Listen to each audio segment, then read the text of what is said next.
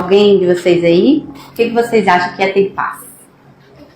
Estado de consciência. Estado de consciência. O que mais? Paz de espírito.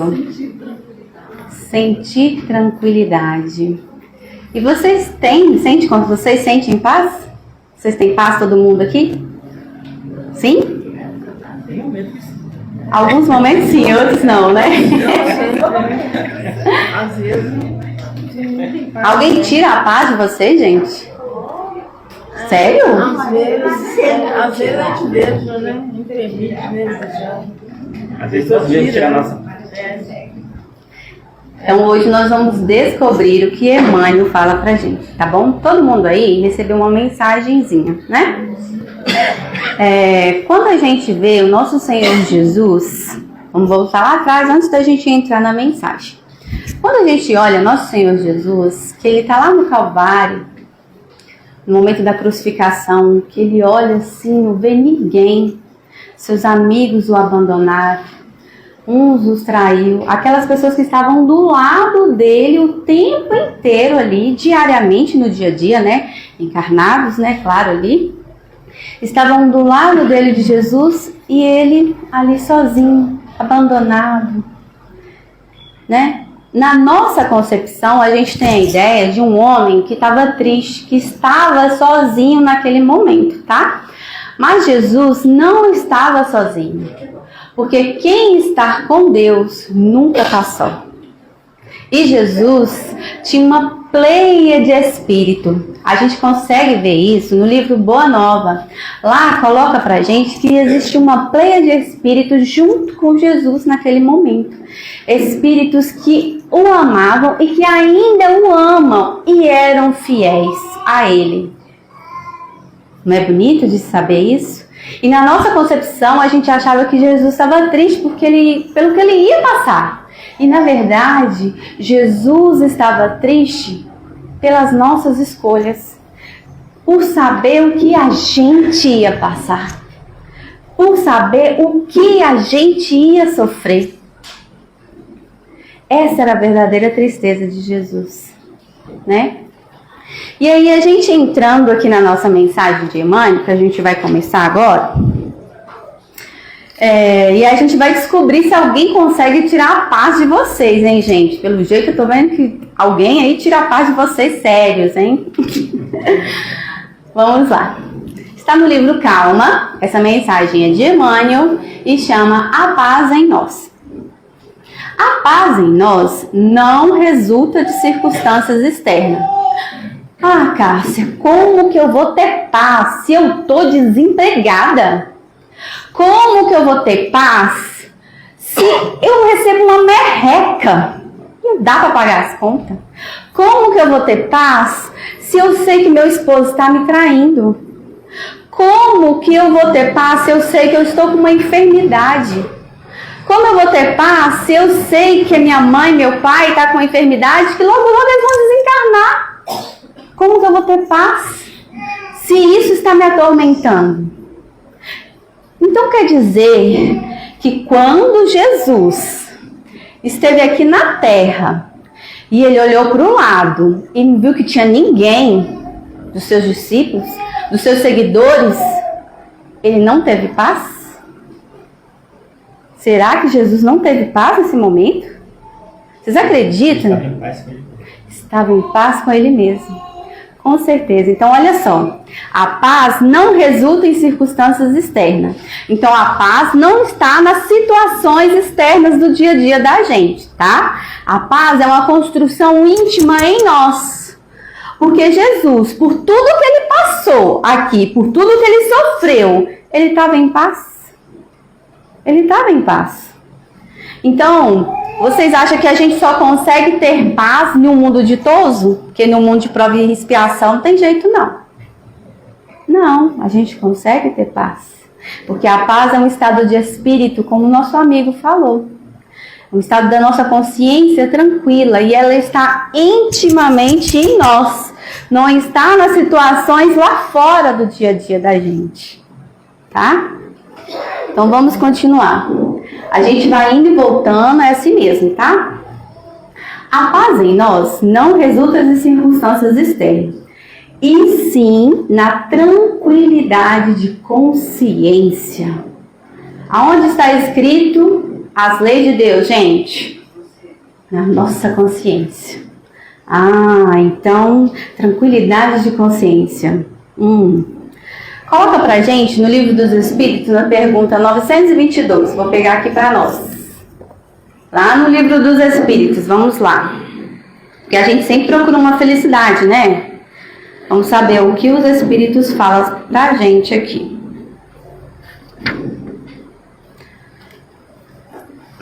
A felicidade terrestre é relativa à posição de cada um. Então, a felicidade terrestre, aqui na Terra, a gente só vai ter essa felicidade relativa, tá? Porque Jesus falou que a nossa verdadeira felicidade não está neste mundo, é ou não é? Quem falou foi Jesus. Então, aqui na Terra, a gente tem uma felicidade relativa. O que bastará para a felicidade de um constitui a desgraça de outro. Haverá, contudo, uma medida comum de felicidade para todos os homens? Então, o que é preciso para a gente ser feliz? Qual a medida certa para a gente ser feliz? Está lá no Livro dos Espíritos. Os Espíritos respondem para a gente. Para a vida material, é a posse do necessário. Então, para a vida material, é a posse do necessário. Quantas coisas que a gente tem que a gente nem usa? Tem 2 salas, 2 cozinhas, 2 mesas, 2 sofás, né? 300 calças, né? Vários sapatos, só tem 2 pés, né? Então, olha só. Para a vida material, é a posse do necessário. E às vezes a gente fica tão atormentado querendo uma coisa que você conquistou aquilo ali, conseguiu comprar aquilo ali que você tanto queria. Passou algumas horas, a felicidade se foi daquilo ali. Será que aquilo era necessário mesmo? Ou era supérfluo? Chico falava pra gente qual a diferença do supérfluo para o necessário. Existe o pão. O pão é o necessário. A manteiga é o supérfluo. Só pra gente entender. Olha que bacana a analogia que ele coloca pra gente, né? Então vamos lá. Para a vida material, é a posse do necessário. Para a vida moral, a consciência tranquila. Porque se a gente não tiver com a consciência tranquila, menina, mas é difícil até dormir, né?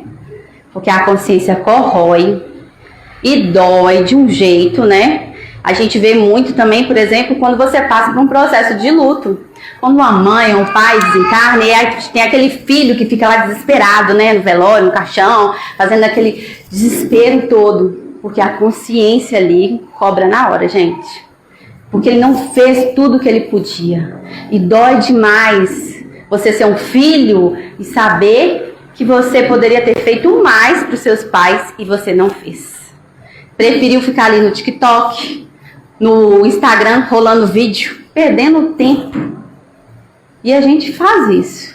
Em vez de ter a oportunidade de estarmos com os nossos, com as pessoas que a gente ama e dedicar a eles. Então, aí a consciência dói demais, né? Continuando. Então, para a vida moral, a consciência tranquila e a fé no futuro. Porque sem fé, a gente não anda. A gente precisa ter fé. Porque, gente, as coisas vão melhorar e é para todo mundo. Hoje, a gente pode imaginar a pessoa, o cara mais criminoso do mundo, o pior que existe. Que ele um dia vai se tornar um espírito crístico. Igual a Jesus. O espírito evoluído, ele vai evoluir. Todos nós, cada um a seu tempo. Cada um a seu tempo. Tem uns que vai um pouquinho mais rápido, tem outros que vai demorar um pouco mais. Mas todos nós estamos nesse processo de evolução e iremos melhorar, tá? Alguém tem alguma dúvida? Gente, vocês podem perguntar, nós vamos aqui bater um papo, tá? Vamos continuar. E sinta a nossa consciência tranquila. Então, vou voltar aqui, ó. A paz em nós não resulta em circunstâncias externas. E sinta a nossa consciência tranquila no dever cumprido. A consciência só fica tranquila porque a gente tá com dever cumprido. Pedro, quando ele negou Jesus, você acha que ele ficou em paz? Não ficou. Judas, quando ele traiu Jesus, você acha que ele ficou em paz? Ele entrou num processo de perturbação tão grande, gente, tão grande, que ele acabou cometendo suicídio. Judas. Então, como que é quando a gente não tem essa tranquilidade de consciência? E isso nos perturba mesmo. Então, a gente não consegue ter paz, né? A gente deita e briga com o travesseiro. Deita e briga com o travesseiro. E o cérebro, né, os pensamentos da gente, fica o tempo todo, se eu tivesse feito isso, e se eu não tivesse falado, sabe? É isso que ocorre com a gente. Né? Porque a nossa consciência não está tranquila perante ao nosso dever, ok? E é preciso anotar, olha só, é preciso anotar que o dever cumprido é fruto da compreensão. Então, compreensão é a árvore. E o dever cumprido é o fruto dessa árvore. Olha que lindo, né? Que ele coloca pra gente. Então, a palavra-chave de tudo aí da paz é compreender? É compreensão? É isso que Jesus coloca pra gente. Quando Jesus fala para Pedro, Pedro, você vai me trair 3 vezes antes que o dia amanheça. Gente, Jesus já sabia que ele ia fazer isso. Ele falou isso antes. Jesus já sabia, porque ele já o conhecia, já sabia como ele era, perante o jeito pedra dele ser, do Pedro ser, sabe? Ele já conhecia as suas fraquezas. Gente, Jesus sabe até o último fio de cabelo da gente. Então ele compreendia que Pedro, ele ia cair nessa situação.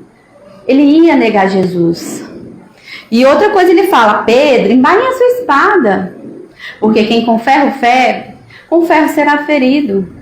O que não é isso, senão a compreensão, gente, que Jesus teve. Então, a palavra-chave da paz que a gente precisa ter é compreender. É isso aqui que Emmanuel está colocando pra gente. Compreender significa, na essência, então lá no concentrado, tá? Eu vou até pegar no dicionário para vocês, eu anotei aqui o que significa a palavra compreensão. Compreensão, faculdade de entender, de perdoar faculdade de entender e de perceber o significado de algo. Então, faculdade de entender, você entende e percebe o significado daquilo ali que está acontecendo, ou que o outro fez com você. Então, a compreensão a gente entende e percebe. Aí vamos lá. Compreender significa, na essência, então lá no concentrado, desculpar as pessoas que nos cercam. Desculpar. Gente, ele coloca assim, desculpar. Não é nem perdoar, quer dizer que é desculpar as coisas assim, do dia a dia que a gente vai vivendo, né? As coisas corriqueiras aí do dia a dia, tá? Perdoar as pessoas, desculpar as pessoas que nos cercam. Porque quem está à nossa volta, a gente tem atrito. Quem está longe, a gente não tem. E quanto mais próximo a gente está, maior é o atrito. Quais são os lugares que a gente tem maior atrito? Na família e no trabalho.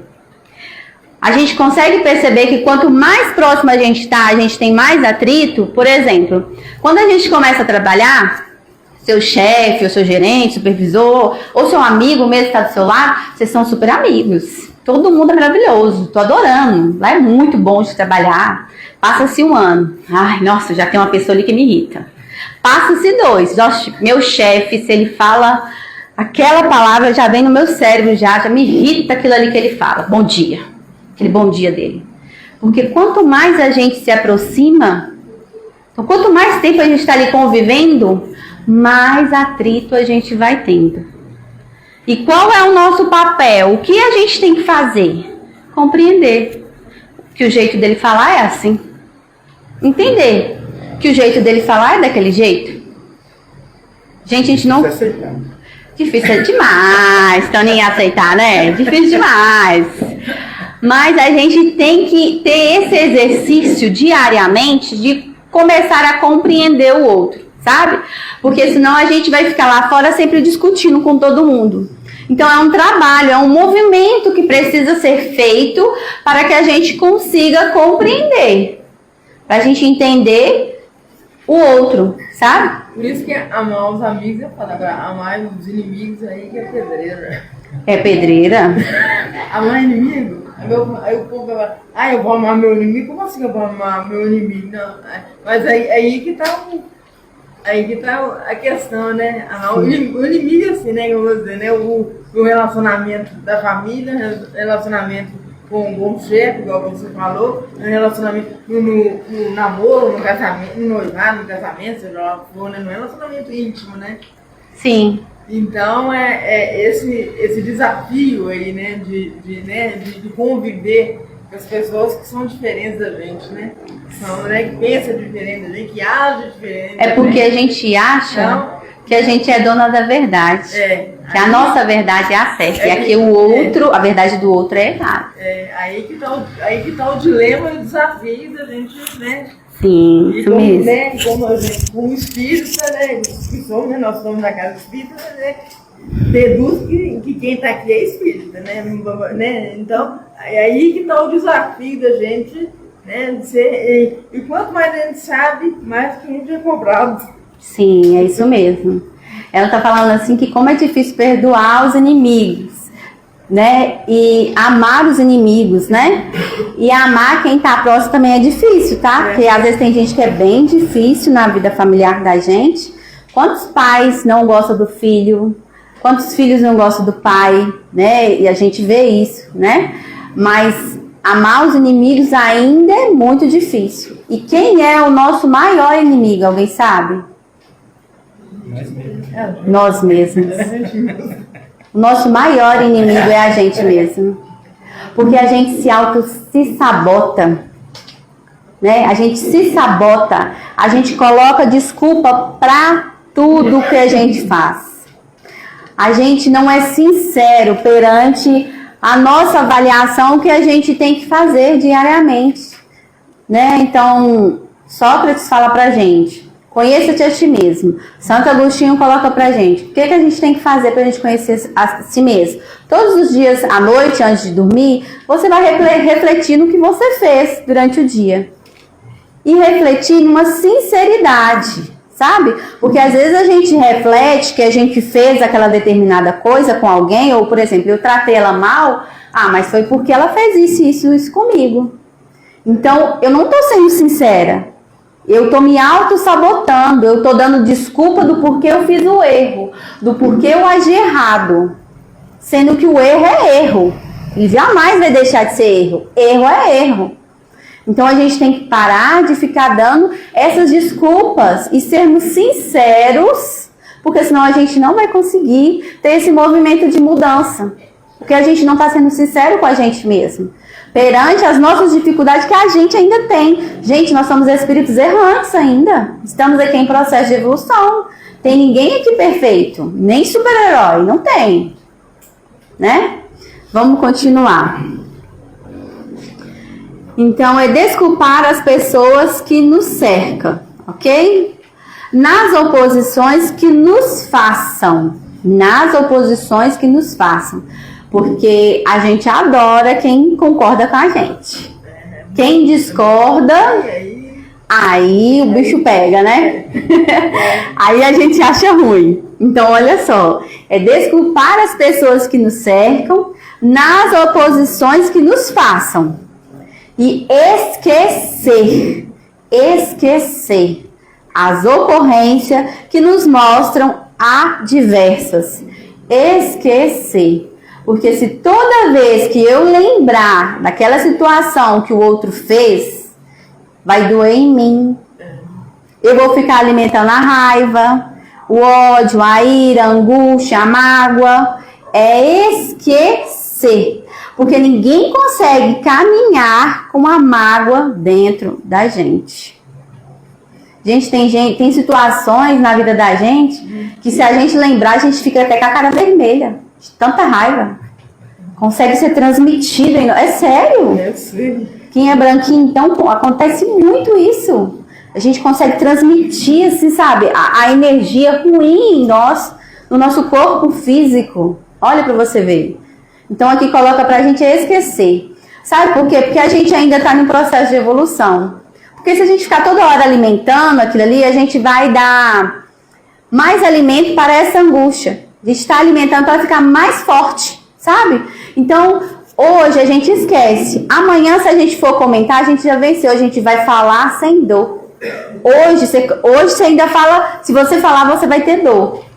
Então, a gente prefere esquecer, é melhor. Mas amanhã, você vai conseguir falar sem dor. Você vai comentar sobre aquela situação e não vai te doer, você não vai ficar com a cara vermelha, porque você já melhorou, você já venceu, conseguiu perdoar. Vai achar graça daí. Não vai achar graça mais, não vai te incomodar mais. Você vai compreender que o outro está no processo dele de evolução, cada um está na sua escada evolutiva. Ok? Vamos continuar. E esquecer as ocorrências que nos mostram adversa, a fim de que mantenhamos fiéis à tarefa que nos indica. Gente, quantas pessoas que saem de uma igreja, da casa espírita, porque alguém falou alguma coisa e a pessoa não gostou? É triste. Já aconteceu aqui, amiga? Não me lembro. Ai. Ainda não, nossa casa não. Que bom, Deus abençoe que ainda não, porque hoje nós estamos aqui aprendendo sobre isso, né? Mas acontece mesmo que por causa do outro, né, a pessoa sai de um trabalho que você está ali fazendo, que alguém te falou uma coisa que você não gostou. E aí você está sendo fiel à tarefa? Não está. Você não está tendo fidelidade a Deus.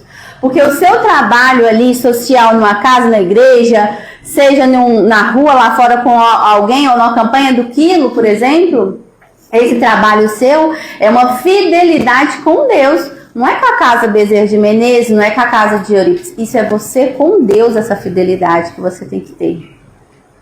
E quando a gente sai dessa tarefa porque algo te incomodou, que alguém falou alguma coisa e você discordou, aí não acho que é assim. Porque a gente acha que a verdade nossa é a certa. Que tudo que a gente está falando é o certo. Né? Então a gente tem que tomar muito cuidado com isso. A gente tem que manter fiel a tarefa que nos indica. Qual é a nossa primeira tarefa que todos nós temos que fazer? Todo mundo tem essa primeira tarefa. Qual que é? Alguém sabe? Levantar de manhã e fazer a prece, agradecer a Deus. Faz parte. Mas não, a nossa primeira tarefa que todos nós temos que fazer é evoluir. Sermos seres humanos melhores. Essa é a tarefa de todo mundo, que todo mundo tem. Seja evangélico, espírita, católico, não tem religião, budista, seja o que for. Essa é a tarefa de todo mundo. Sermos pessoas melhores. Evoluirmos. Então, que a gente saiba ter essa fidelidade a Deus e sermos fiéis. E que a gente não largue o trabalho por coisas pequenas, gente. É muito difícil, mas existe isso demais. Não conturbe, ou seja, não se perturba a censura ou a crítica dos outros. Não fica perturbado porque alguém está te criticando ali, não. Você está fazendo o trabalho e a pessoa está te criticando. Não fica preocupado com isso, não. Gente, Jesus não conseguiu agradar a todos. Por que eu vou conseguir agradar a todo mundo? Por que a gente acha isso? Então a gente não pode querer fazer as coisas para agradar as pessoas. A gente tem que fazer o bem para o próximo de acordo com o que a gente quer que faça com a gente. E não ficar perturbado com o que o outro está falando. Ah, não é assim que você tem que fazer, não. Sabe? Ficar ali te criticando. Tá? Jesus curou um paralítico de nascença. E era num sábado. E a ênfase das pessoas lá Não era que porque ele curou o paralítico, não. Era que porque ele curou o paralítico, pediu ele para pegar o leito e ir embora. E curou ele ainda num dia de sábado. No sábado? Você vai curar? Olha, não era porque curou. A discussão e a preocupação das pessoas era que porque Jesus curou a pessoa no sábado. Então a gente não tem que se preocupar com as críticas dos outros. Combinado? Não se perturbe a censura ou crítica dos outros no desempenho das obrigações que a vida te assimila. Então a vida lhe pôs ali, chegou até você um trabalho. Não fica perturbado com o que o outro está falando, lhe criticando. Continua o trabalho. Que você não desanime, que você continue, que você não desista, tá? Porquanto se aceita os próprios compromissos no bem geral. Então, não fica perturbado com a censura ou crítica dos outros no desempenho das obrigações que a vida te assimila. Porquanto se aceita os próprios compromissos no bem geral. Então, aceita os compromissos no bem geral, tá? Não é compromisso no bem comigo mesmo, não. Só para mim, só para minha família, só para algumas pessoas que eu amo. Não é, tá? É no bem geral. Esses compromissos dizem respeito a ti mesmo. Então, é você com Deus. Esses compromissos é a ti mesmo. E não te observam nem sempre. Vamos voltar aqui.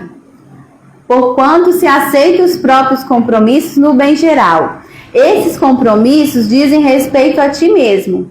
E não aos que te observam, nem sempre com lógica e segurança. Então, nem sempre aquelas pessoas que estão te observando, elas vão te observar com lógica ou segurança. Tá? Nós, lá na casa de Eurípides, na época da pandemia até, foi bem assim, meu pai, né, vou pedir licença que eu vou contar um caso meu, tá bom? Meu pai faleceu em 2020, foi bem na época da pandemia. E aí, a casa já estava fechada no início, acho que foi março, né, meu pai faleceu, foi março, meu pai faleceu em agosto. E aí, a gente fechou a casa, ficou um tempo fechado, beleza. Depois que ele veio desencarnar, quando foi outubro mesmo, meu pai me aparece, né, em desdobramento e pede para abrir a casa de Eurípides, você acredita? Meu pai fundou lá a casa de Eurípides, sabe? Lá em Santa Luzia, fez um grande trabalho, muito grande, lá na nossa cidade. E aí, meu pai me aparece e me pede pra gente abrir a casa. Eu chego da minha irmã e falei assim, porque na época meu pai era presidente e eu era vice. Então eu me tornei a presidente interina, acho que é assim que fala, né? Quando alguém falece, aí você tem que assumir o cargo, né? E aí fui conversar com a minha irmã, porque aí no caso ficou nós duas à frente da casa de Eurípides. E aí eu falei com a minha irmã, falei assim, mana, meu pai pediu pra gente abrir a casa. E quer que a gente fala, muitos são chamados ainda, é a palestra, que é pra falar. E é pra abrir no dia 6 de não sei o que, 6/10/2000, na época ele falou até a data, aí eu falei, gente, aí falei com ela, ela falou, será que isso dá na terça mesmo? Vamos abrir isso aqui pra gente ver, que é o dia da reunião pública, era o dia da reunião pública, né, acredito que era isso que ele queria. Aí fomos olhar, era o dia da reunião pública, aí beleza. Depois minha mãe, no mesmo dia, eu tive um desdobramento e na noite minha mãe teve um sonho com meu pai, pedindo pra gente voltar às atividades. Eu falei assim, nossa, então já é a certeza, né?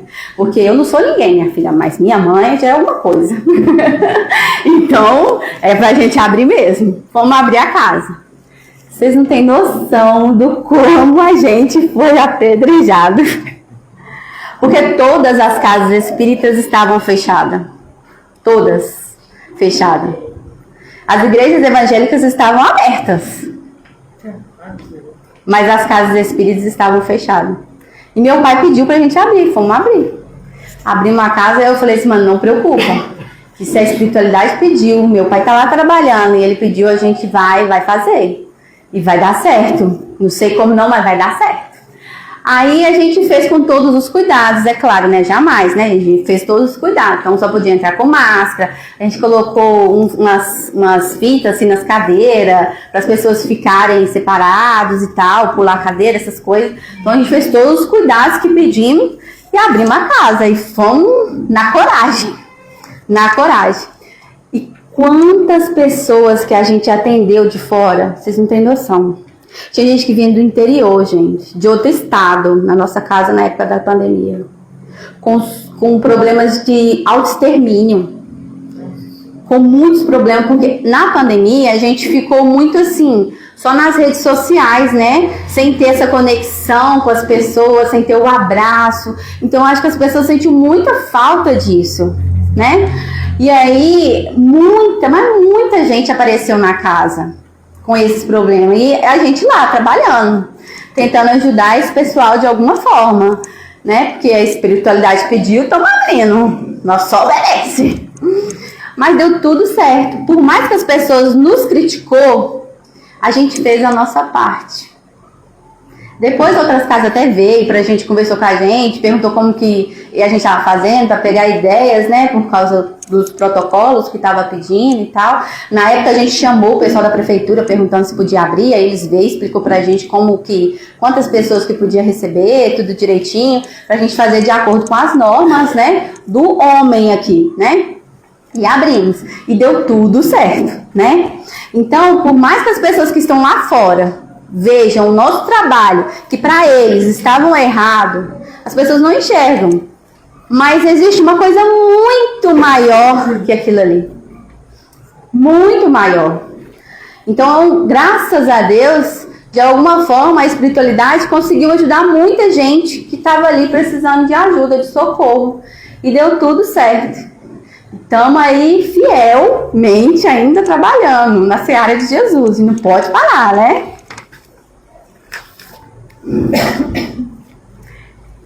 Cadê minha água, gente? Ah, tá aqui. Nunca mais você vai cantar. Pois é, Toninho, tem que voltar, né? Eu acho que não tem seu número, amigo. Vou pegar. Ah, tá. Em qualquer atividade edificante, porque existe atividade que não é edificante, né, gente? Em qualquer atividade edificante, convém lembrar que ideias e palavras, ações e atitude dos outros pertencem a eles e não a nós. Então, qualquer ideias e palavras, ações e atitudes dos outros pertencem a ele. É ele com Deus e não a nós. Porque quantas vezes a gente fica pirado aí perante a atitude que o outro fez, gente. Ele que vai responder com Deus, não é a gente. E a gente não vai conseguir fazer nada. Ele que vai ter que arcar o compromisso, plantou, colheu. Tem jeito. O que eu plantar eu vou colher. É isso aí. Não tem jeito. Tá? E a gente faz muito isso que é mãe e pai. Entre num desespero, né, perante os nossos filhos, porque ele não gosta, a gente não gosta que os filhos a gente sofre, gente. Não gosta. Eu tenho 2 e por mim eu queria que eles não sofressem, mas não tem jeito. Ainda estamos num processo de evolução, né? Ainda a gente escolhe o caminho do meio, o caminho errado, em vez do caminho de Jesus. Ainda somos assim. Mas isso vai mudar, combinado? Isso vai mudar, estamos aprendendo aqui. Isso vai mudar. No critério da reciprocidade, é justo recordar que não nos é lícito violentar essa ou qualquer pessoa com opiniões e medidas tendentes a sufocar-lhes. Então, em qualquer momento, a gente não pode violentar. Então, quando a gente começa uma discussão, eu acho isso, eu acho aquilo, quando a gente já começa a gritar, a berrar, a agredir ou a xingar, isso já é violência. Porque a gente acha que a nossa verdade é a certa. E quando a gente já está nessa situação, isso já é violência, tá? Não é justo recordar que não nos é lícito violentar essa ou aquela pessoa com opiniões. A gente vê isso também no livro Paulo e Estevão. Saulo, antes dele se tornar Paulo, ele perseguiu os cristãos. Estevão, ele leva Estevão para o Sinédrio e lá eles começam um diálogo. E aí ele quer que Estevão saia do cristianismo, né, não aceite Jesus e acredite no judaísmo lá. Saulo queria que Estevão fizesse assim. E aí, os dois dialogando e ele falando sobre as coisas de Jesus, Estevão falava e Paulo falava de outra coisa, Estevão falava e Paulo falava do Antigo Testamento e tal, e Estevão falava. E aí, teve uma hora que ele ficou tão nervoso que ele esmurrou Estevão. Ô amor, vai lá pra fora com ele. Ô gente, esse é o meu bebê, tá? Licença aí. Vai lá pra fora com ele um pouquinho na rua, ele deve estar com calor. Passeia com ele lá.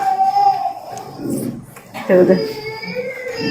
Então aí, Saulo esmurra ele, porque ele começa a perder a paciência. Então ele estava violentando Estevão de uma forma que ele queria enfiar a goela abaixo o judaísmo. Estevão, é isso. Gente, a gente faz isso com os nossos filhos. Ou com qualquer pessoa, né? A gente entra dentro da casa da pessoa e quer falar com ela como educar o filho dela. Seu filho é casado, você quer ensinar ele o que é que tem que fazer na janta pro seu marido. Intrometer, sabe? E a gente não pode fazer isso. A gente não pode.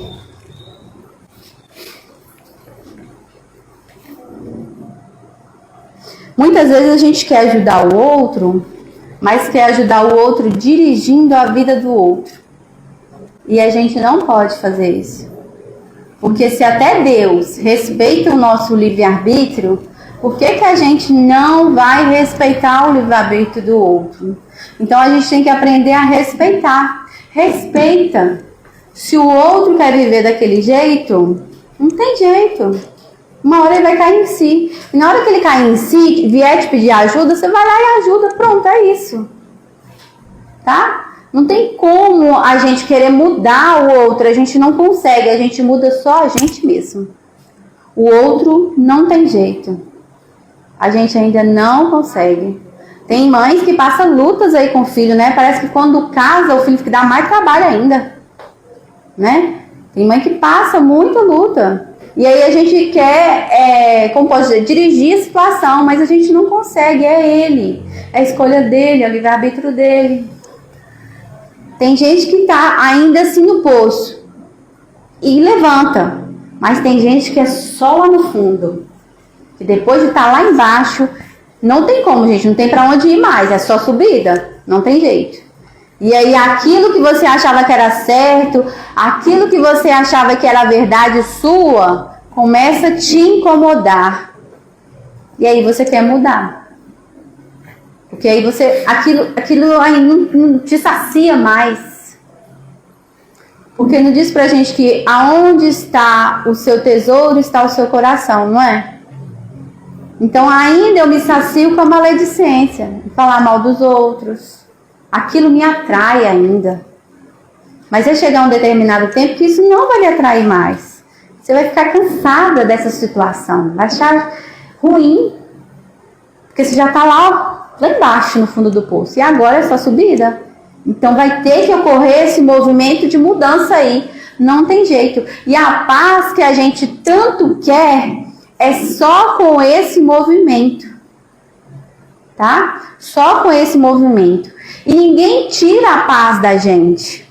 A pessoa não consegue tirar a paz da gente. Ah, Beltrano chegou aqui e tirou minha paz. Acabou a paz. Não é assim. Não é, o mal não está no outro, está em mim. Você tirou o que não tinha. Ninguém tira o que não tem. Boa paciência. Perdi paciência, não tinha. Não tinha, é verdade. Porque a paz é um estado de consciência da gente. Então, a gente se deixa perder essa paz. A gente deixou cair, porque a nossa vibração caiu, porque a gente não soube compreender, a gente não soube aceitar, e a gente perde a paz, porque a gente quis. Não foi porque o outro fez. Foi porque a gente quis. Porque às vezes na mesma situação, uma pessoa fica irada e a outra não. A outra ficou com a sua paz e você ficou irado. Não é? Não existem situações assim que a gente vive na vida familiar da gente, aí o pai fica irado, a mãe fica tranquila. Então um perdeu a paz, o outro não. Tá? As discussões, ou seja, discussões, eu falo, você fala, eu falo, você fala, beleza? Auxiliam em muitos casos e assuntos obscuros ou de companheiros desinformados. Então as discussões, ela pode auxiliar. Mas servir, gente, não é ser servido, é servir. Servir aos semelhantes, doando-lhes o melhor de nós. Então, a gente servindo ao melhor de nós, o melhor. Porque às vezes a gente quer dar, não dá o melhor de nós, dá só mais ou menos. Até em doações, como posso dizer, por exemplo, de roupa. A gente só doa, vou tirar essas roupas aqui porque não está servindo mais em mim. Gente, não te serve, você está passando, sabe? Nem se torna caridade essa situação que você está fazendo. Porque a verdadeira caridade é quando a gente dá aquilo que te faz falta. Porque o que está te sobrando não faz falta, não é? Então não tem um movimento, sobrou aquilo ali, vai ter que passar mesmo para alguém, tá?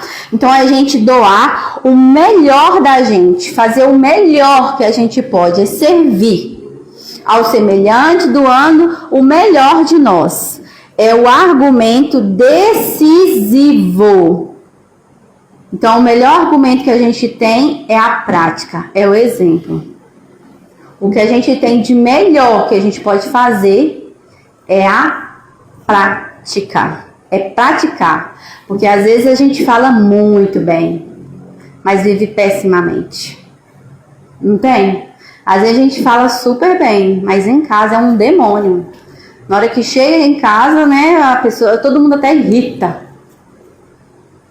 Porque em um lugar a pessoa é de um jeito, e em casa é outro. Tira-se as máscaras, né? E aí mostra quem você verdadeiramente é.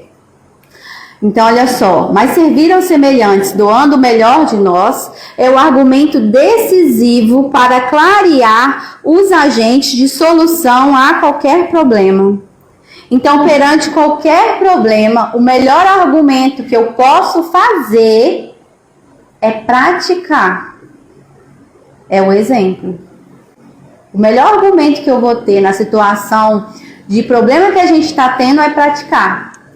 Se a gente não sabe o que fazer ali, vamos trabalhar para Jesus. Porque a resposta vai vir. Vamos trabalhar para Jesus. E dar importância às coisas de Deus, né, gente?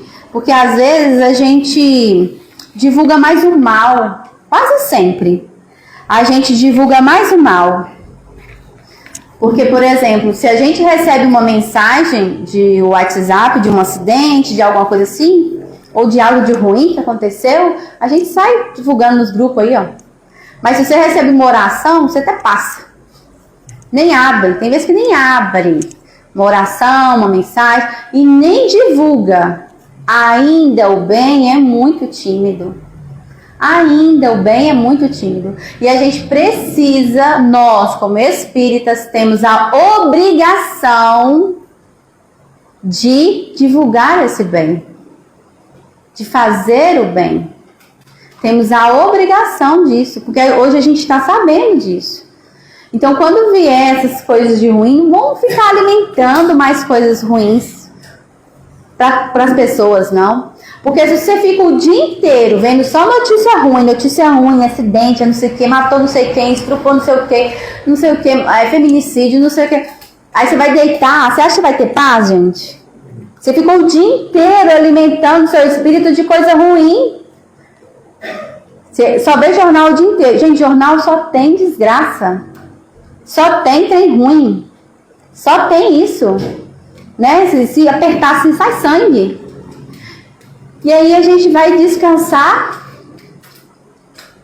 Quer ter paz? Quer ter um sono leve? Tem como, gente? Ou antes de dormir, você vai assistir um filme de tiro. Imagina para onde seu espírito vai, gente. Imagina para que lugar que você vai dormindo. Para que lugar que a gente vai. Jesus amado. Para colaborar no interesse do bem de todos. Do bem de todos. Porque o bem só é bem quando é bem para todos, tá? Porque o bem, quando é bem só para mim, já não é o bem, é o mal. Isso se chama egoísmo, tá? Então o bem, ele só é bem quando é para todos. Para colaborar no interesse do bem de todos, é imperioso olvidarmos, esquecermos. Então, é preciso que a gente esquecermos naquilo que as induções ao nosso egoísmo nos impulsionam. A titubear ante as obrigações que a vida nos traça.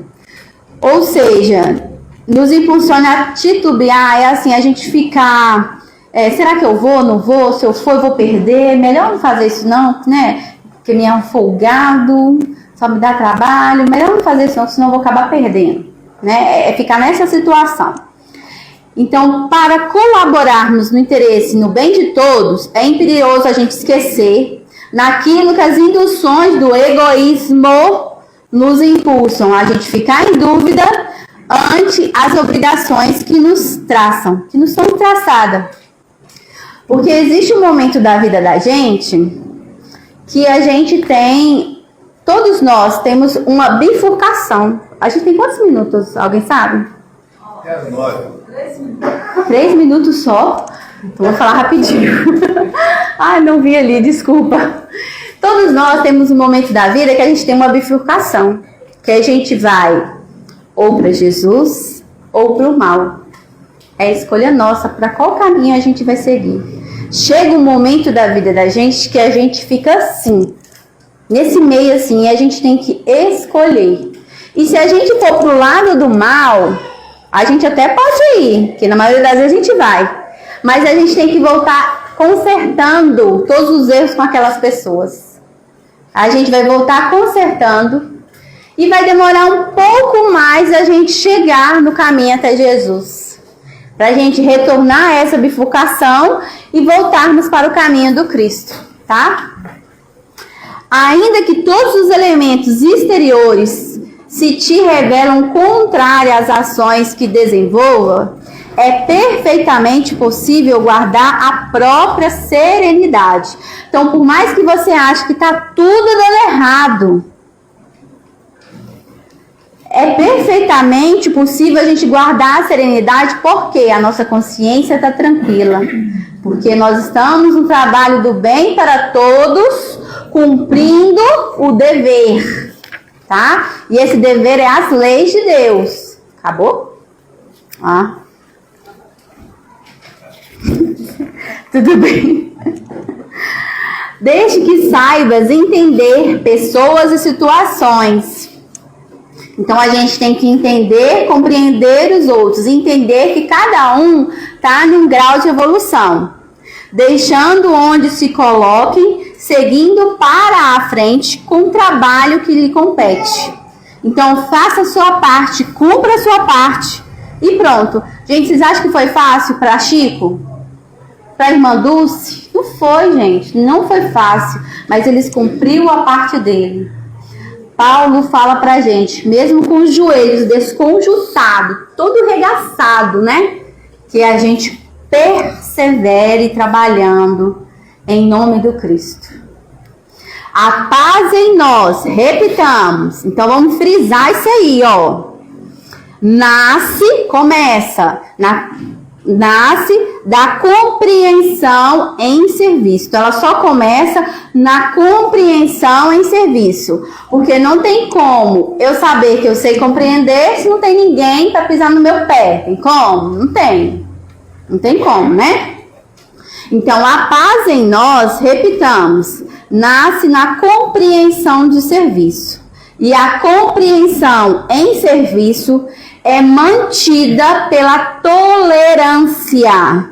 Porque se a gente perder a tolerância, a gente não trabalha, né? A gente não compreende.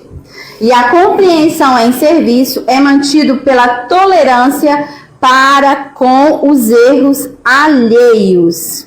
Então, é a gente compreender, não é a gente anuir o erro, não, tá, gente? É a gente compreender. E se a gente fez algo ali de errado, que a gente possa aceitar, ter essa autoaceitação sobre, perante os nossos erros que a gente tem, tá? Mas que a gente vá lutar pra gente melhorar, pra gente não repetir o erro, combinado?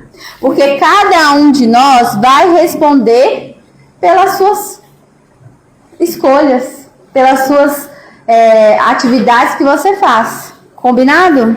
Ficou alguma dúvida? Agora é praticar. Agora é praticar. A última parte aqui eu vou ler, que é o item 10, tá?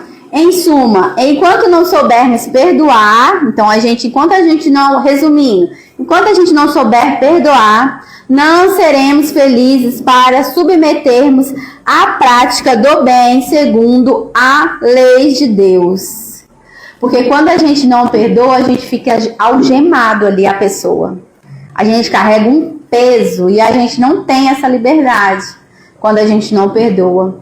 Então, enquanto a gente não souber perdoar, não seremos livres para submetermos à prática do bem segundo as leis de Deus.